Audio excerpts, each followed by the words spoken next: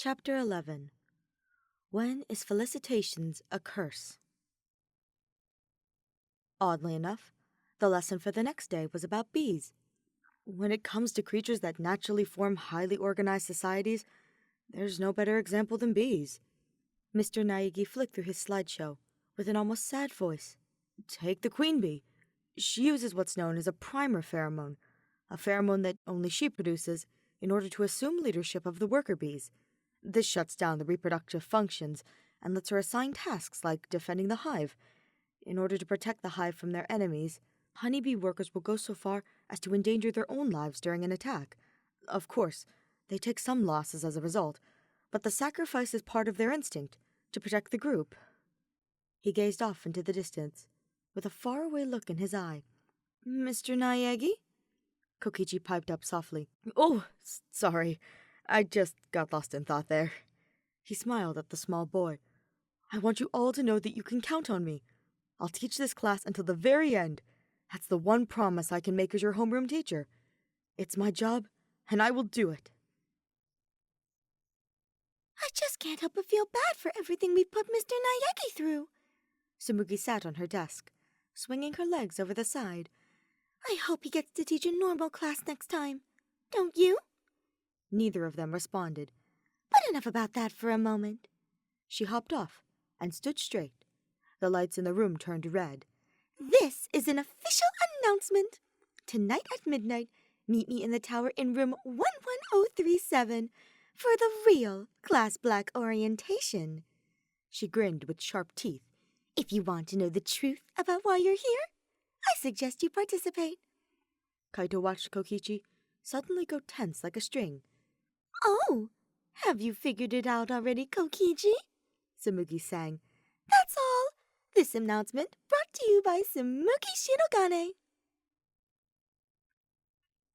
The two boys sat across from each other at the table. Kaito spooned his food into his mouth, noticing that Kokichi didn't touch his yet. Ever since Sumugi made that announcement, he's been more nervous than ever. Hey, Kaito? He hesitantly looked up at him. What is it? Well, you see, you know the stuff we were talking about the other day? What Kaede said? How could he forget? It's been eating at him for a while now. What the hell are you thinking, talking about all that stuff in the open? Sumugi tossed her tray down with a slightly indignant look. I said everything will be explained tonight, didn't I? Try exercising a little bit of patience. There's no point in spoiling the fun. You've won already. We've won? Did you forget that you beat everyone else?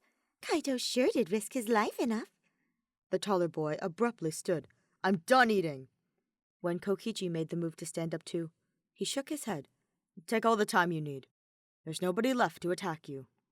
He tried to dismiss the almost frightened look the smaller boy sent him as he left. Kokichi stayed with Sumugi for a bit, after Kaito up and left. He couldn't get what Kaede said out of his mind. The queen bee stuff. Could it be? Well then, I'm sure the chairperson will put a nice pretty bow on all this. The blue-haired girl leaned forward, with her head in her hands. And you're related to her, aren't you? I've never actually met her before. He looked down at his hands. In fact, I've had almost no contact with any other members of our clan. All told, my life has been pretty normal. I thought you hated liars, Kokichi. There's nothing normal about living with a target on your back, she pointed out. When he didn't respond right away, she sat back, with a hand up. Sorry, that was probably going too far. No, you're right, he sighed. You were only stating facts. I guess I'm not normal. But you could be. Huh? What? Because unlike us, you don't actually belong in here. You belong out there in the world of broad daylight. Kaito waited in front of the elevator for Kokichi. The smaller boy ran up, apologizing for being late. The ride in the elevator felt tense, much more than the ride up to Kaede's tea party. There was this distance between them that wasn't there before. The two boys entered the room Kaito recognized, as the one they'd received their advance notices at, the one where he announced his intentions to protect the smaller boy. Tsumugi stood slightly in front of some podium, a row of screens behind her. Next to her was a young woman with blue eyes and short brown hair. Now that the two of you are here, we can begin the true orientation. Tsumugi bowed with a flourish. She gestured to the woman next to her. This is Mukuro Ikusaba, our beloved chairperson's twin sister and head of security. Mukuro said nothing, only nodding at the words. And now, without further ado, the lady herself, the chairperson and sponsor of Class Black, Junko Enoshima. The screens flashed an image of another young woman, seated in a chair in a dark room. Her blonde hair was up in 2 pigtails, with bear clips holding them in place. Dark gray eyes pierced the room, making it feel colder. It's a pleasure to finally meet you, Mr. Momota, and Mr. Ouma. She smiled thinly. I'm the chairperson of Hope's Peak. Call me Junko. You've done such a wonderful job of overcoming Class Black. So please, accept this brief but sincere offer of felicitations. Congratulations.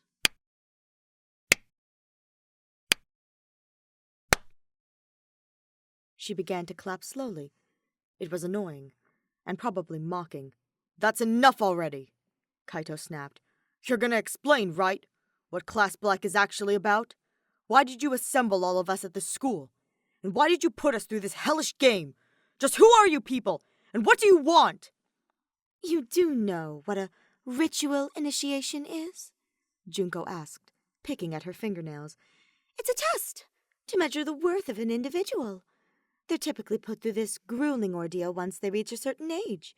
Our clan typically requires the girls of our lineage to undergo such a trial when they reach the age of 15. The taller boy frowned. If she was talking about girls, then what the hell was Kokichi, a boy, doing here? And if this was a so-called initiation, as she claimed, the blonde woman smirked. It's obvious what you're thinking. And you're right, Mr. Momota.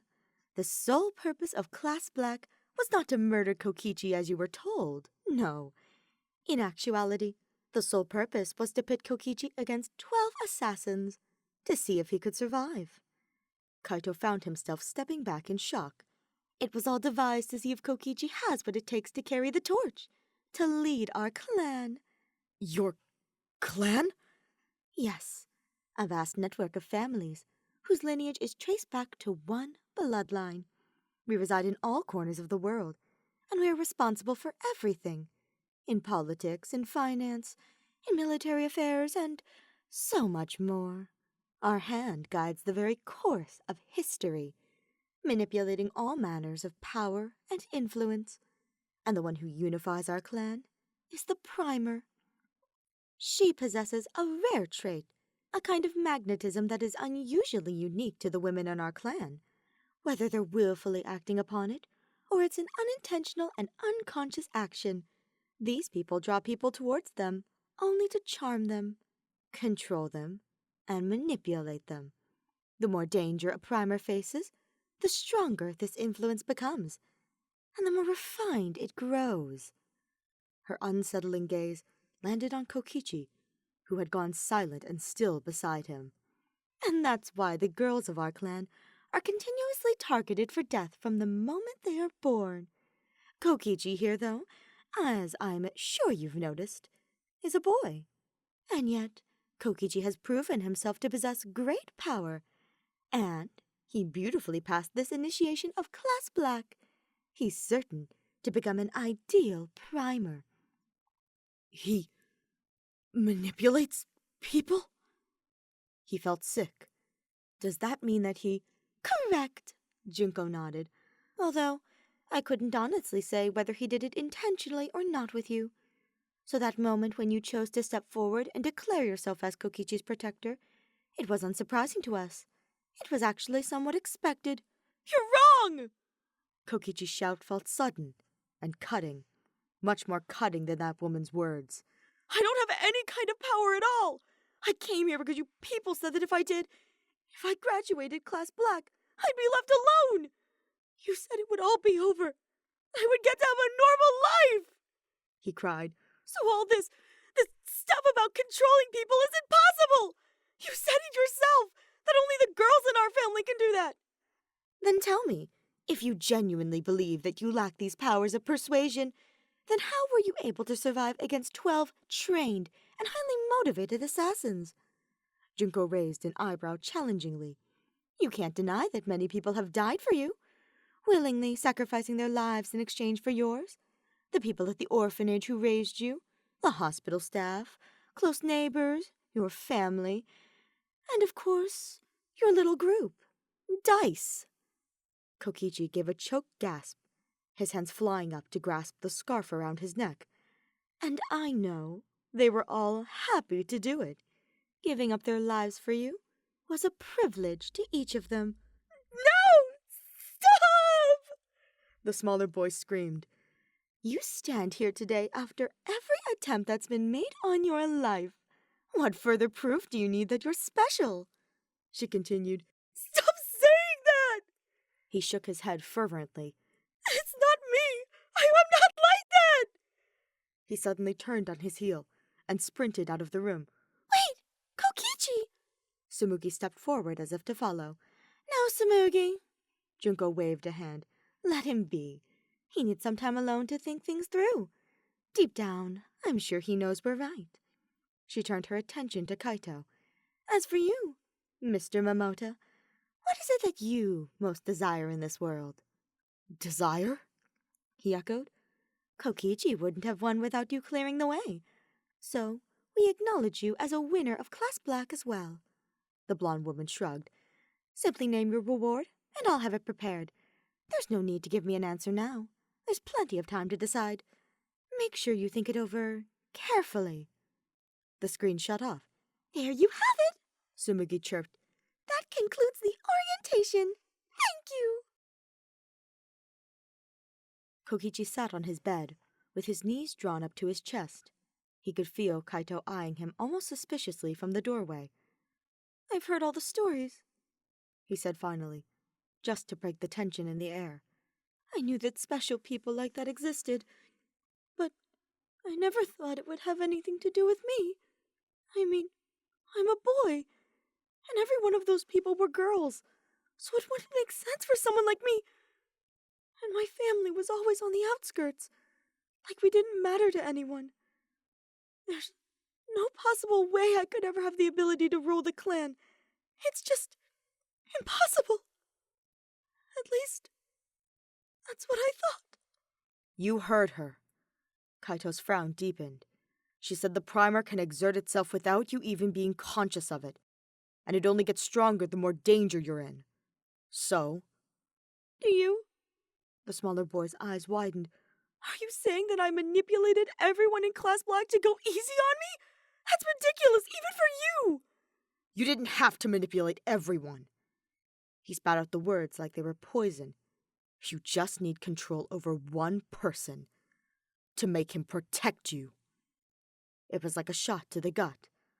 If you don't want me to believe that, then prove me wrong. But His body began shaking.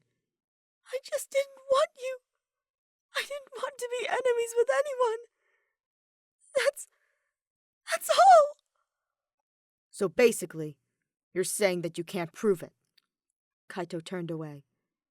He watched the taller boy walk away, feeling more lost and hopeless than ever before. There was only one way he was going to get closure here. Kokichi pounded on Tsumugi's door. The blue-haired girl opened it with a tired groan. What do you want? She rubbed at her eye with her hand. Do you know how late it is? I need to speak with Junko, the small boy demanded, and in person.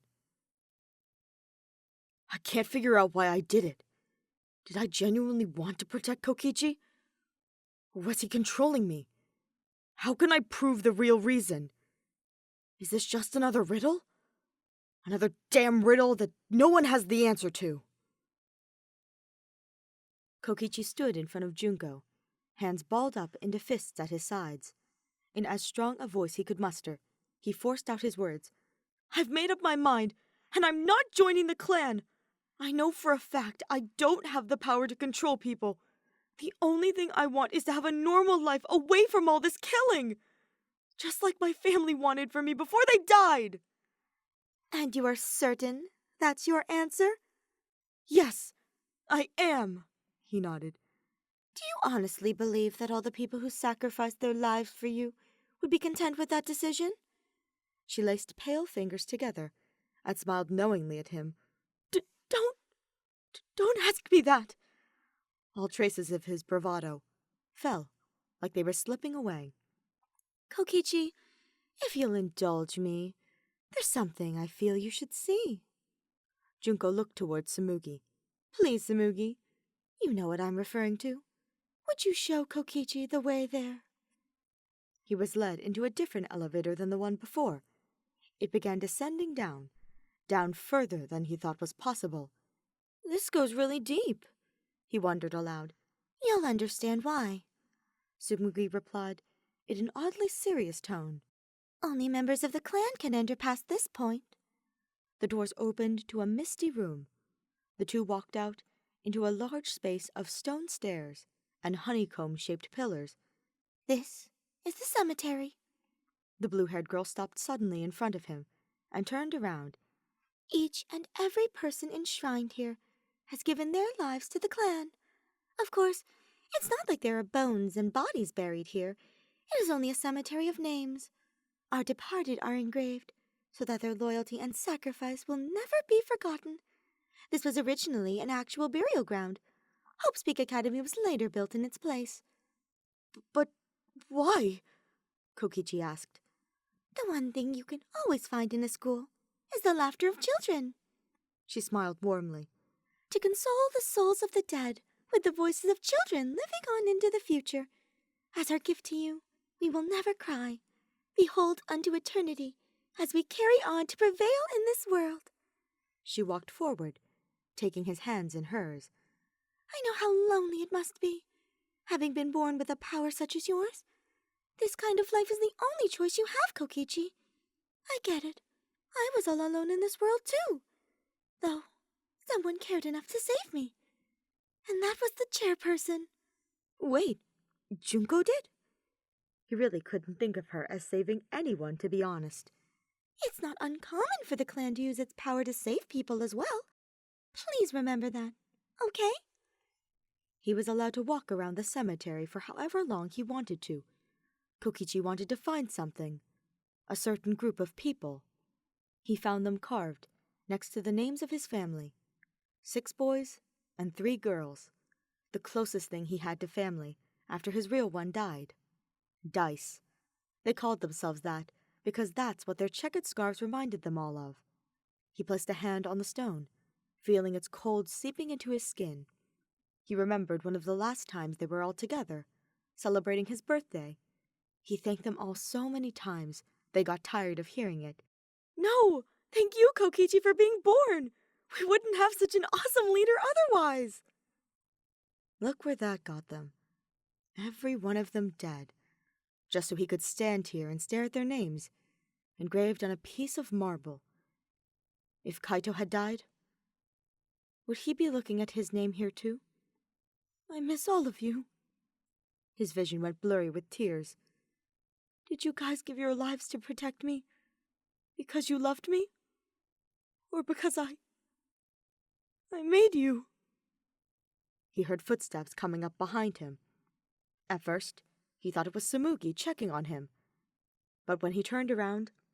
Kaito! Is everything okay? He asked nervously.